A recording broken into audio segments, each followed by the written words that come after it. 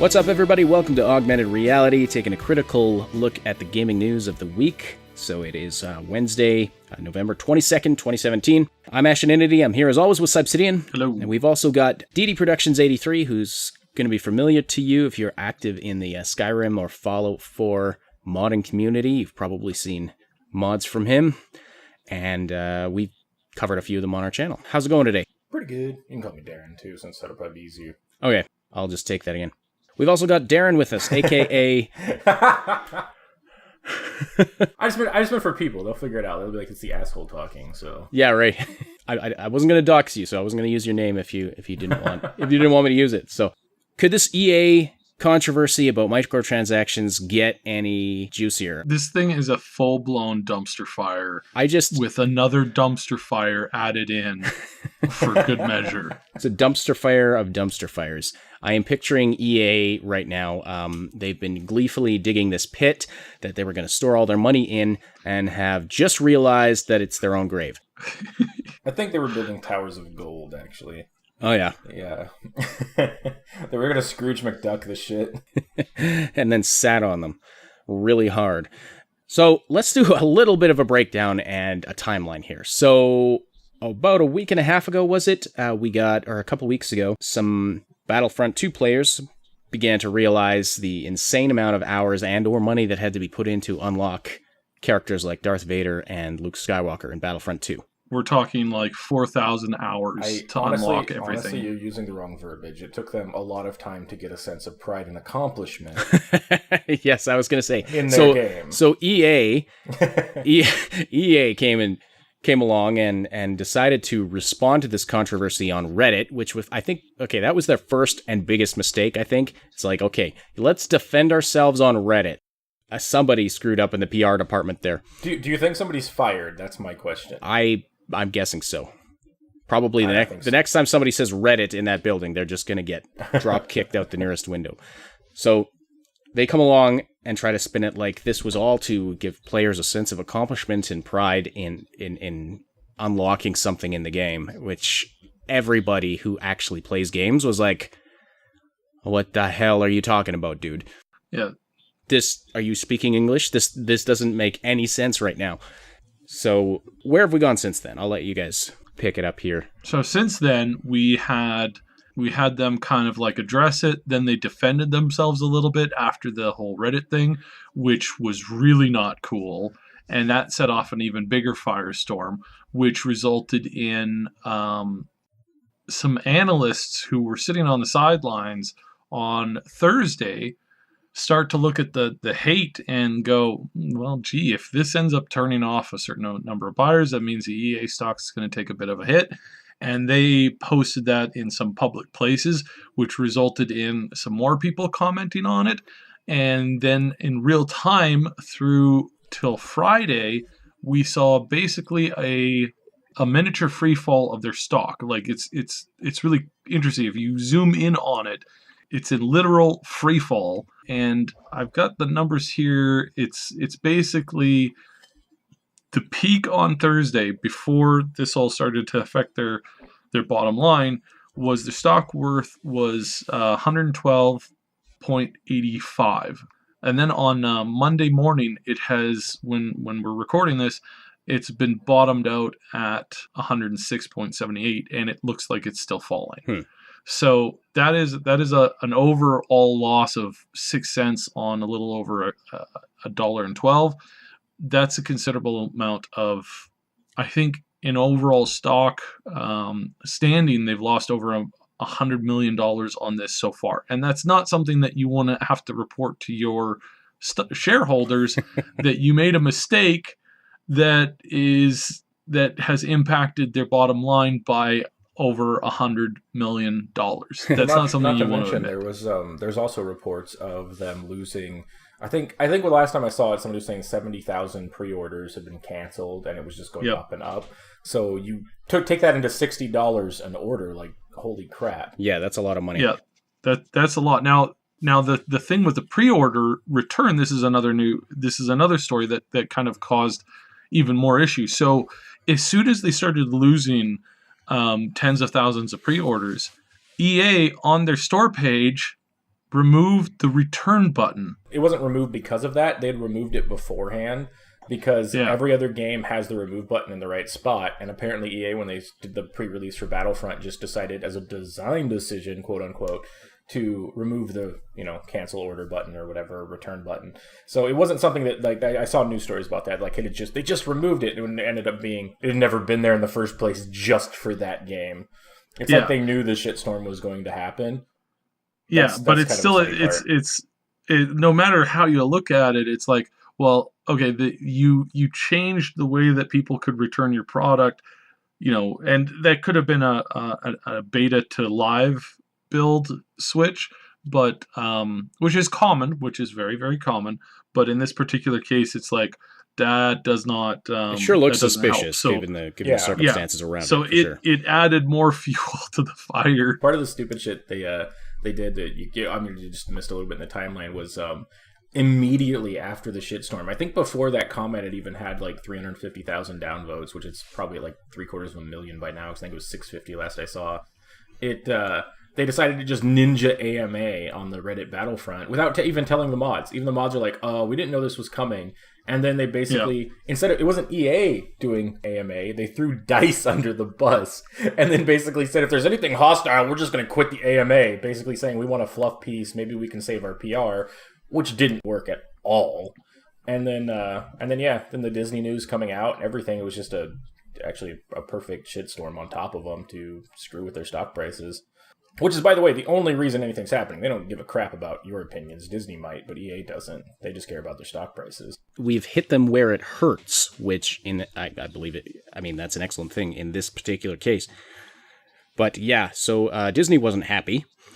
Disney being the owner of the Star Wars franchise and having licensed it exclusively to EA in terms of game development. In response to all of this, a spokesperson from Lucasfilm has said, Star Wars has always been about the fans, and whether it's Battlefront or any other Star Wars experience, they come first. That's why we support EA's decision to temporarily remove in-game payments to address fan concerns. Oh yes, that's the other thing we didn't mention. So, microtransactions and in-game payments have been removed from Battlefront 2 for the time being. Also, could I call bullshit on Disney's "it's about the fans" thing? Just as a sidebar, because it's only about their new fans. It's not about the 30 fucking years of lore and books and everything. That they threw out. That they threw out on a whim, basically. Yeah, Disney's just like, it doesn't matter. So I just want to call some BS on Disney. They're just doing it as a PR stunt too. They got rid of all of the expanded universe stuff and kept Jar Jar. That just tells you. That tells you what they really think of you. It's about the fans of Jar Jar. Yeah, that guy over there. So EA has launched, basically, as far as like console games, Battlefront and Battlefront 2, and their contract is going to expire in like the next 4 years. So at this point, what they spent on getting that contract, I don't even think it's been worth it to them. Because they didn't make a lot of money on Battlefront 1. It looks like they're going to take a massive hit with Battlefront 2. They just canceled the adventure single-player game and said, "Oh no, we don't like where this is heading. We want to focus on not single-player, something that we can monetize with microtransactions, but also be a single-player open-world experience as well." It's like, well. So you're going to give us another Shadow of Mordor with in-game microtransactions for single player? Like, what the? That's so not cool. Well, just remember that Deus Ex started that crap for single player. You could like buy your way into leveling up on that crap, and that's where it started to go. I mean, it started to go downhill long before that, but I mean, the moment they lock off a single player game and then add microtransactions so you can cheat in your own single player game, like, holy crap.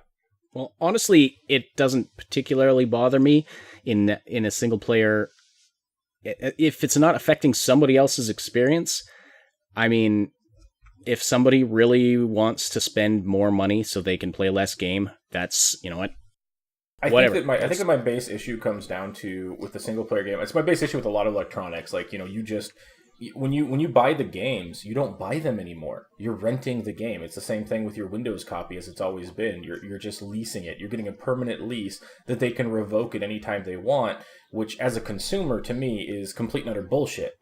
it's like if you bought a car and then at any point Ford decides they don't want you to drive their freaking car and they take it back. Like, what the hell? And you don't get any of your money back. And they can do that. I mean, you see it all the time with any type of MMO. You have to pay full price for the MMO and then a subscription fee. And at any point, they can just revoke your right to play the game. I mean, whether you're being a dick or not, it's still a consumer thing. You don't go and order a cheeseburger and then go flick somebody off in your car and the Burger King representative runs you down and takes your cheeseburger away. I mean, it's the same type of mentality. It's just that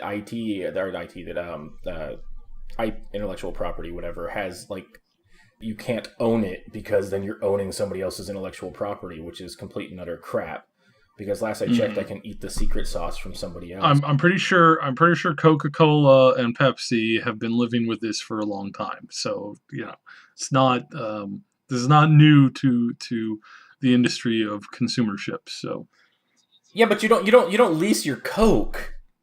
No, but on the one hand, this has been the way it is since the beginning. Even a movie, when you buy a copy of a movie on DVD, Blu-ray, whatever, you don't own the movie. You own the right to, you basically own a license to own a copy of that movie.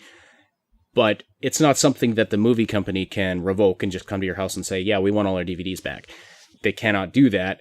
And they couldn't do that with games for the longest time. Now, with wanting everything to be always online, internet connected, and stuff like that, games as a service, that is now going away. And you're right, they can at any time just revoke the service, which is another issue we'll probably be looking at in a couple of years, doing a podcast about that. Well, it also jumps into the why the loot boxes and why the microtransactions, which in some instances I do understand, because when you have a PC game especially, I think that the online services and stuff are mostly comped by Xbox and Microsoft and Sony for as well as the consoles go. But like, if you have a game without a subscription base, like the subscription base generally in say WoW and stuff is to help them develop new titles, but that should be covered by the main cost. But the subscription is more to keep the servers up and running. And if you have a game that's just a pay once and then the servers are supposedly up forever, I understand that you'd want some kind of a revenue to come in to help supply the game. Right. But there's plenty of ways to do that. Like, I mean, Path of Exile is a glaring good example of how to handle microtransactions in your community on a free-to-play game. And they make bank off it, and it's just for cosmetic items, and people can donate a lot of money to help them design different things. And then that one person gets it, but they pay $1,000, and they help design an item that they want, and they get it. I don't give a crap about that at that point. Even if it was a pay-to-win scheme, if somebody wants to donate that much to a free-to-play game, I'm cool with it.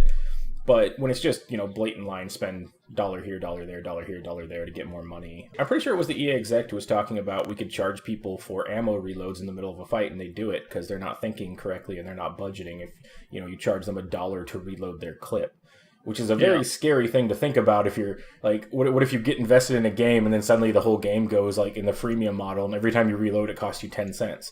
Like, what the crap? Like, that's where they want to go with this stuff. So it's a little bit scary. It is. It's highly disturbing, but there's an element of it that's even more disturbing than that. And we were talking about this a little bit before we started recording. But everyone here has said we're not touching Battlefront 2 because of all this bullshit, because we're not interested in supporting that and, just kind of taking a stand, whatever. Doesn't matter if it's going to be the most popular game ever, not featuring it on our channel, not doing anything like that. Mad Queen said the same thing last week when we talked with her about this. There's a lot of us who are saying no, and there's a lot of people who are playing the beta right now who are saying no, give me my damn money back. I'm not doing this. But, and Darren, you were bringing up beforehand, and we talked about it a little bit last week as well, how this stuff is being geared toward children. And that's where it's getting really, really scary and disturbing.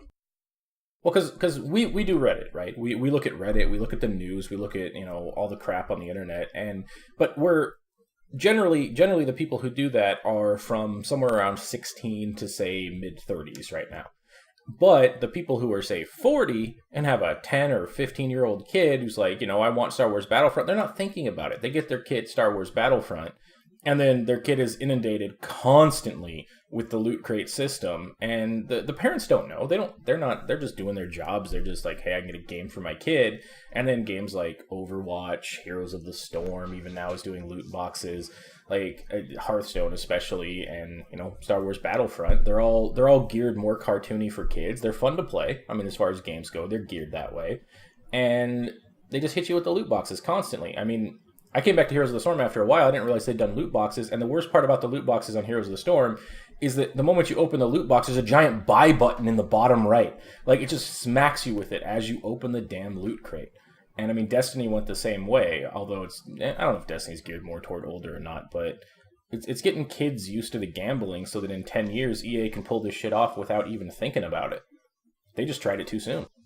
And what's really to note here is that the majority of microtransaction income is brought to the company via whales, so via people who have, an issue with gambling to the point where they spend the vast majority of their available resources to get what they want. Now, if you're a billionaire and you're spending tens of thousands of dollars, not necessarily an issue, but when you're, already, making either minimum wage or just above it, and you're spending every available penny, that's when it really impacts like family life and stuff like that. And if you have those issues, there's helplines for you, so please call them.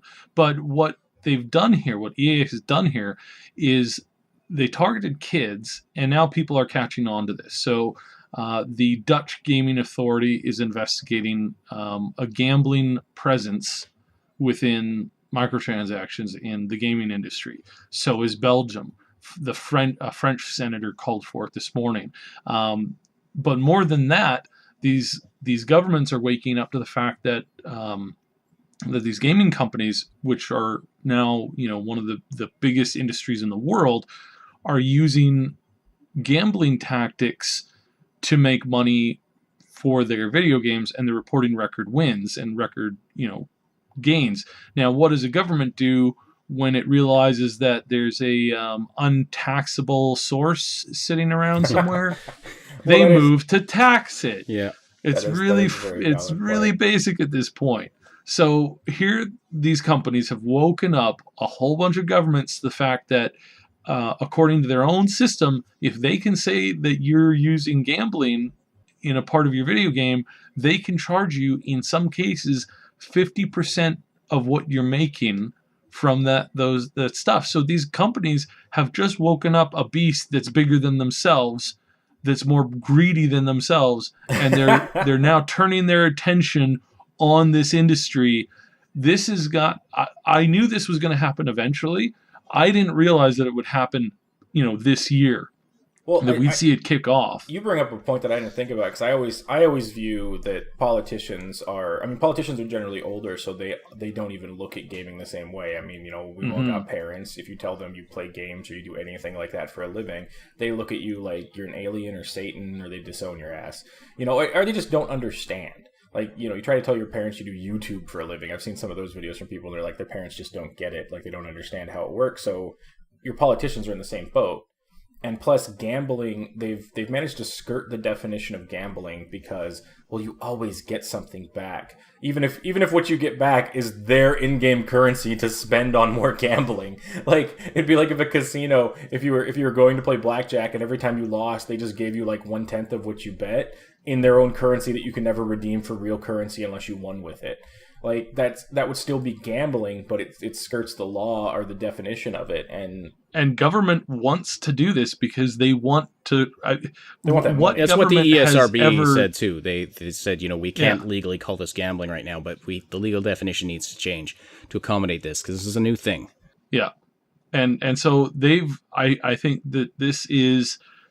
To give you an idea, like, we're starting to hear rumors. So some of the rumors that we've heard in the last 72 hours from Monday here is that there's been emergency meetings called at several prominent game companies to deal with and to reassess the direction of where their microtransactions for their games coming out in the next year here were going. This includes Bioware and Anthem, and Take-Two, who just made this huge public announcement that they were, that microtransactions were going to be the core of their gaming experience. The core of their gaming experience. And what baffles me is that somebody at that company thought that was a good idea to announce that. So what? Do you know what baffles me the most? Well, it doesn't baffle me the most because I know that they're playing off the gambling addiction. But all they'd have to do is, even if they up the price by like, so you take the chances of actually getting what you want out of the loot box, and then just up the price accordingly, and just charge directly for the item. Like, just charge for the freaking item. Like, imagine if League of Legends or even Heroes of the Storm had random loot boxes to try to get a hero. People would riot. Like, you want to use. Oh, they do now. Well, no, but you can use your in-game time to actually purchase the hero directly. Yeah. Imagine if they did that and it was you couldn't purchase the hero directly. You just purchased a loot box that could contain a hero.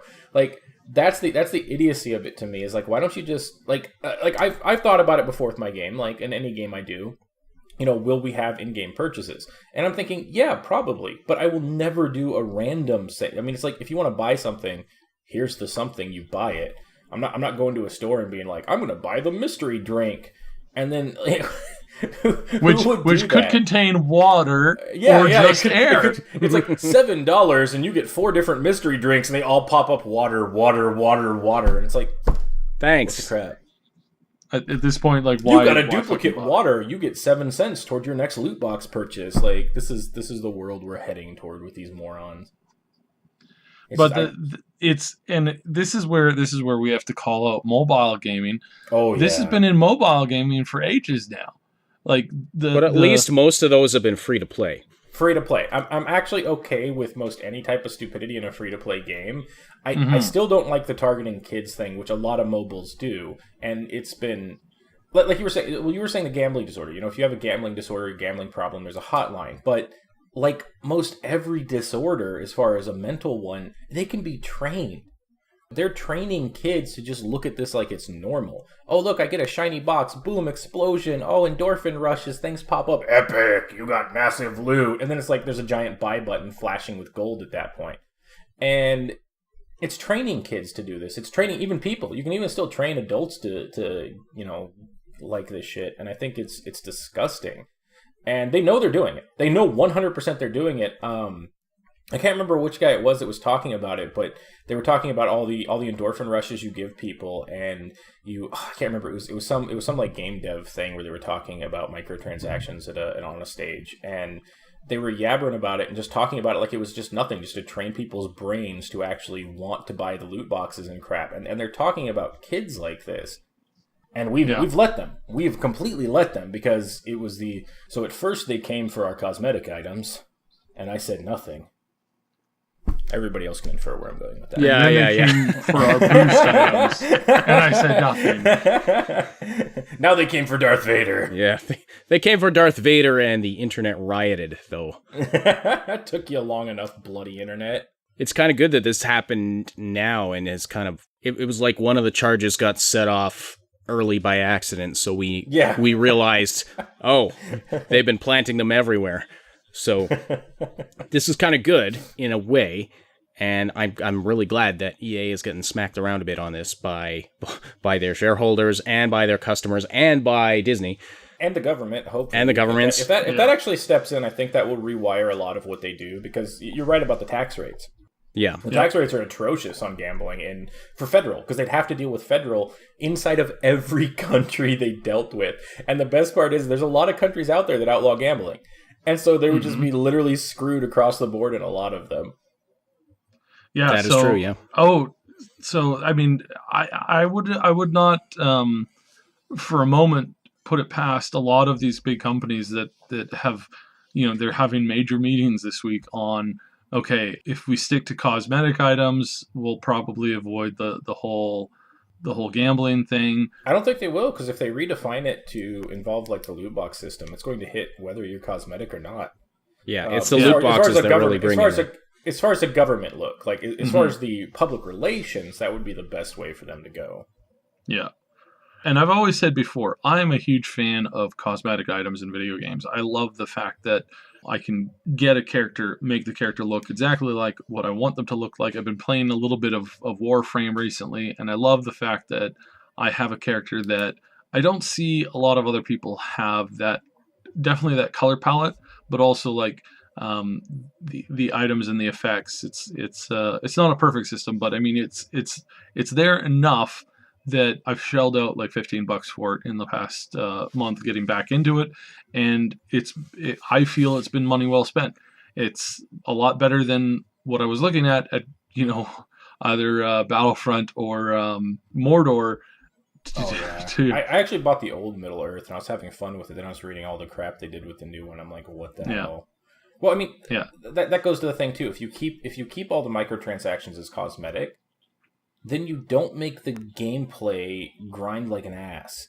And that's what they designed it around. I mean, we all played Fortnite, and Fortnite got to that point to me where, it was like, do 5 missions here, do 5 missions there, do 5 missions here, do 5 missions there. Well, you can be better at this if you just buy all of our llamas. And it's like, at what point, like, because they hook you in far enough to where then they push it to become a grind, but you're invested in something. And when you're invested in something, that's when they've got you. And a lot of people will just fork it out at that point. It's $2. I can get past this. I can get past that. But they designed the game to actually start to be more and more annoying if you don't pay them more money. It's a design decision at that point. And it's just, it's disgusting. And it also makes the game garbage. Like they try to make it fun for the start. They get you hooked in, get you that first fix, get you that, oh, this game's fun, this game's awesome, it's got stuff to do. And then once you're 10 hours invested into it, they just hit you with all the grindy crap and make your life a living. It's like an abusive relationship. Get out of that relationship, people. But we've been in it for so long that we've started to accept the, pay to win shit. And I mean, it's a good revulsion of it currently, but like you said, mobile's been doing it for like, what, a decade now? And the thing about this is, and I want to bring this in, before somebody finishes playing a game forever that's a heavily microtransaction thing, they often see what they call the going out purchase. And it's usually somebody who spends a significant amount of money on on one or two huge purchases. They unlock the biggest, the best thing, and then within 24 hours of doing that, they sign out for the last time. Speculation and study says that is people reacting to, now I'm at the peak, I've got nothing, this thing holds no more interest for me, or oh my goodness, did I really just spend $200 or $300 or $1,000 or $50,000 on this? I'm disgusted with myself and I'm disgusted with this game, and that's what they're doing. What you're describing, by the way, is the World of Warcraft end rating tier. Like you literally just described. It's the same type of fatigue you get when you actually earn something too. So they deal with the same thing, whether it's paid for or it's earned. They just deal for it faster when it's paid for. You mean my Thunder Fury was not worth the year and a half of grinding? Well, and part of the problem with the purchases too is, I mean, you get a that it's initially what turned me off at Overwatch. I mean, I was there. I was at BlizzCon when they debuted Overwatch, and I thought it was a fun game. And then I bought it when it came out, and then they had the loot boxes and shit in it. I bought it. I played it for all of 2 days, and I never touched Overwatch for, I believe, a year after that. Because I saw it for what it was, and it was that endorphin rush of even the games. The games had gotten shorter. They had nuked a lot of heroes, and they had made it so that basically you're just getting endorphin rush after endorphin rush after endorphin rush, whether you win or lose. Even when you lose, they give it to you with all the flashy shit, the loot boxes when you level up, and they're just trying to. It made it very shallow, because that's the thing that's one of the things you train with the kids is that, when you're an adult and you want to earn something. I think that's why PUBG is more popular, because PUBG actually managed somehow to nail it, even with some of its bugs and all of its problems.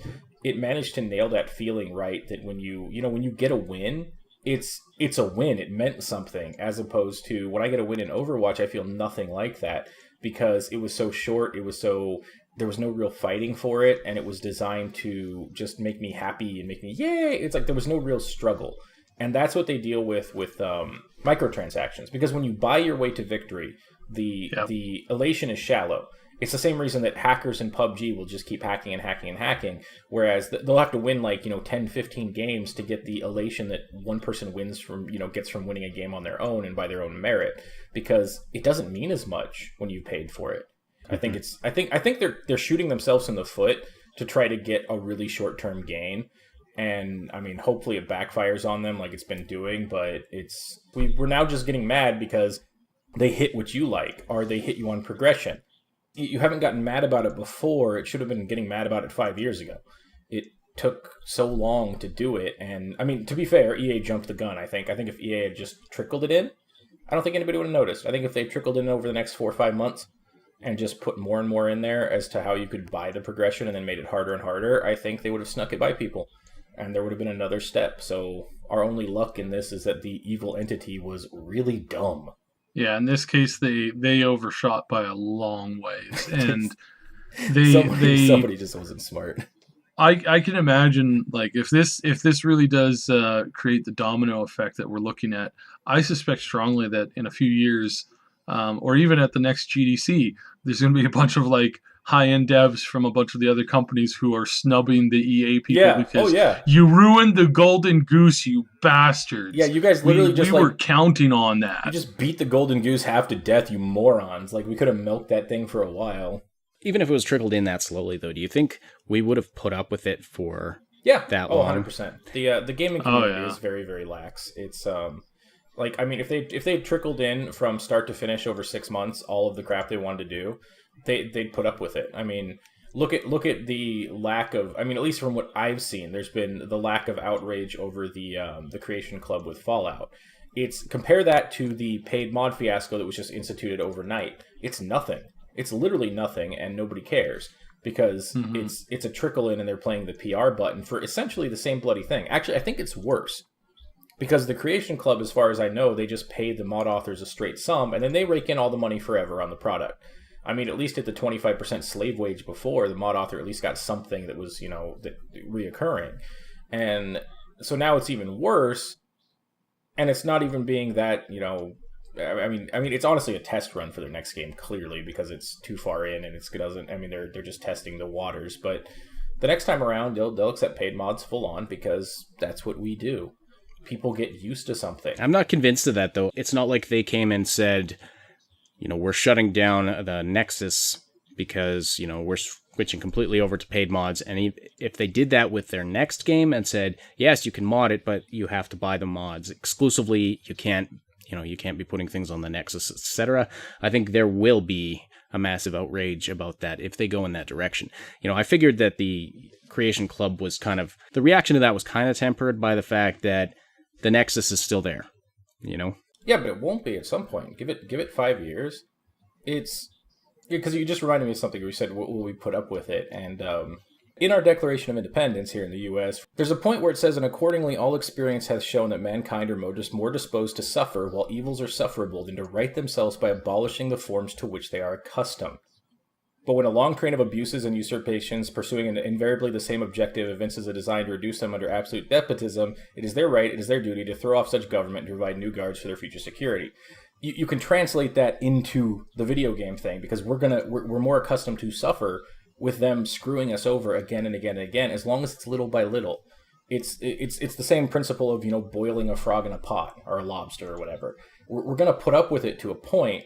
But, EA, luckily for us, turned the temperature from 60 degrees to 105 in a matter of 2 days, as opposed to doing it over a 6-month period. Yeah, I see what you're saying. I get the principle, and I think that they might get a lot farther with it than they would otherwise if they trickle it in.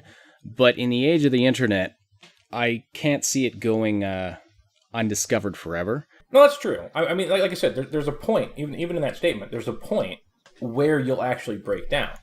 And I think that EA hit it too fast. I mean, I think we would be at this point in maybe 5 years. I don't know, but I mean, they literally just jumped a 5-year gap in one game like morons. They saved us that problem.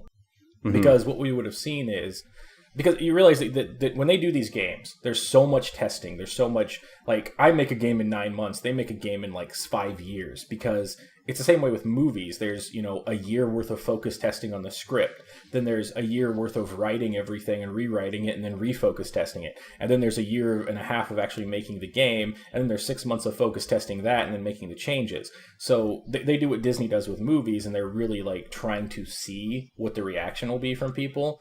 And I don't think they focus tested this one that well. But the early access has become the new focus test, by the way, which is really stupid. But if they had gotten away with it, so they had trickled it in, you would have seen all the games coming out in the next 5 years starting to adopt these models.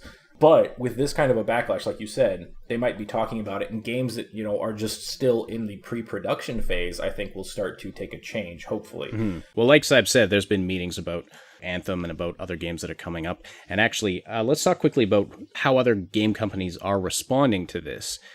We had a fairly direct response from CD Projekt Red. Thank goodness. Basically saying, don't worry. We're never going to do it, right? Well, pretty much, I haven't heard it. I'm just assuming, because I love CD Projekt Red. They've been pretty exactly. Things. Yeah, they basically responded saying, when you're thinking about Cyberpunk 2077, don't worry, it's not going to be anything less than The Witcher 3. Huge single player, open world, story-driven RPG, no hidden catch, you get what you pay for, no bullshit. This is a direct quote, by the way. I'm quoting the tweet. Nice. Just honest gaming. It was a treat. It was a treat of a tweet, yeah. Just honest gaming like with Wild Hunt. We leave greed to others. Shots fired. Yeah, Mike drop, shots fired across the bow. Hey, they are good guys, in case people don't know. They if you email them about anything for like a mod and you want to take something directly from The Witcher and make it a mod, they will always say yes. They just want you to email them first. And somebody actually emailed them and asked them if they could take the entire game and translate it into the Skyrim engine, and they said, go for it. Like, that's how cool they are. They said, it's your game, you bought it, do with it what you want. And if they're awesome people. If they had launched, like, their pre-order for Cyberpunk 2077 while they did that tweet, I am very convinced that they probably would have outsold Battlefront just with that. Like, there's some game studios that are really like Larian Studios is another one. The guys who did Divinity: Original Sin, like they did with a few $1 million what some of these companies can't even do with $100 million. See Battlefront II. I mean, no microtransactions. They're just straight up. They want to make a game. They love making games, and hopefully we see more and more of that. Because I mean, I think Divinity 2 got all sorts of awards. I think they were number 2 on the. And they're just a single or a friend co-op RPG, and I think there were 3, I believe, on Steam's most played list. Like they actually beat out. For I think 2 or 3 days straight, they beat out the number 1 spot. So they beat out Dota and CS:GO and PlayerUnknown Battleground. They beat all of those things for a few days in a row, just because that RPG was bloody amazing, which we have some guides coming up for. And by the way, make no mistake, I realize that people listening are going to have. I mean, some people won't understand that there is a massive difference between, say, EA and DICE. And ZeniMax and Bethesda, although there's not as big of a difference in that one. And like there's a difference between the publisher and the actual people making the game. You see that a lot with, games like Star Wars: The Old Republic, that really, really bad MMO that could have been actually really, really good. But I can't remember who the publisher was on that. I don't think it was EA. I think it was Activision. I can't remember. But they pushed the game out 6 months before the developers wanted to, because they wanted a Christmas release. Like these design decisions are the actual publisher, not the developers. Even Deus Ex, they didn't even know, like the developers didn't know until I believe 3 months beforehand that the publisher wanted those microtransactions in for single player. So in general, we're not hating on the actual developers of the game. We're hating on the publishers. Most developers are actually really cool, down to earth, and they're doing the game as an artistic thing. They love doing it. It's their passion. And the developers are the greedy ass sons of bitches giving them money so they get to tell them what to do. And that's a scary thing for any game developer when you go to a publisher, because you need money to make a game because games are getting expensive to make. But then the publisher holds this giant mallet over your head for the rest of your game development. And I actually feel sorry for a lot of devs that it's this bad in the industry right now. That's why ones like Larian Studio and CD Projekt Red, they're their own entities. They are their own publishers for their own games, and that's why the games come out so much more pure, I guess would be the word to use for it. Right. And it's their better community. what I find really interesting is that Ubisoft has been strangely silent in this whole controversy. And I just... Smart. Yeah, I can't find a statement from them on it, but I also find it interesting because of the content of their past 2 games, which, going back a little bit, we had, we played The Division. There's videos of it on our channel. We had a lot of issues with that. Yep. So Ubisoft lost some rep points for us. But the past 2 games we played from them, South Park, The Fractured But Whole, and Assassin's Creed Origins, both fantastic games. Good to know. I haven't actually. I was going to try them pretty soon. Yeah, I can recommend them both very, very highly. I feel they've just knocked it out of the park, especially Origins. I'm enjoying it way more than I was expecting to. I think I'm one of the idiots that enjoyed the Black Sails one or whatever, the ship fighting one the most. Like that one was so fun to me. I just loved driving around on my ship and just shooting. I haven't played that, but I just played through this amazing ship battle sequence in Origins. And nice. It was, oh man, so much fun. I'll be putting up a video of it this week. Yeah, I loved it. But anyway, so I'm really enjoying that. But these are games that do contain microtransactions. But it's straight up, you get what you pay for. Okay, good. Some cosmetic stuff. You can buy items. You can buy helps and hints, things like... Do they hit you with it in the game, or is it just the main menu? It's just in the menu. And okay. that's just it. This is what I really like. I didn't even realize that the South Park game had microtransactions because I never saw anything about them. That was actually the same for me for Deus Ex till the end. The microtransactions in South Park they're not infinite. They're a handful of costumes and stuff. Once you unlock everything, which you can unlock with points that you unlock in the game.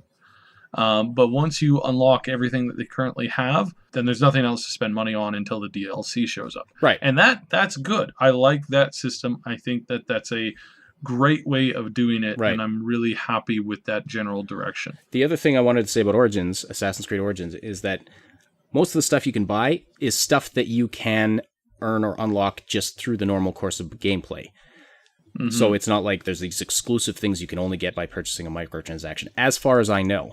Now, if we look at the mobile game that was connected to the South Park game, it opens up with a disclaimer about in-app purchases, tells you how you can turn them off, and kind of has a joking play off of, that title card that comes up on every South Park episode about how this show should not be watched by anyone. Yeah. So it actually says here, in-app purchases cost real money and are charged to your account, and for those reasons, this game should not be played by anyone. So, laying all that out there, it looks to me like Ubisoft is taking a much different approach. And I've got to say, they've gone up a few ticks on my reputation meter. Yeah, because that's a big one. Like, especially for parents. Like, imagine, I honestly think that it should be an opt-in, not an opt-out. Like, if they start making it, do you want to turn microtransactions on? Like, that should be the question. You have to actually turn the ability on instead of turning them off, I think would be a really good place to go. Because, I mean, people are going to be gambling addicts. They're going to be gambling addicts. Like, as long as you give people the option to just turn it off at the start, I think I'm more okay with that than anything else. Mm-hmm.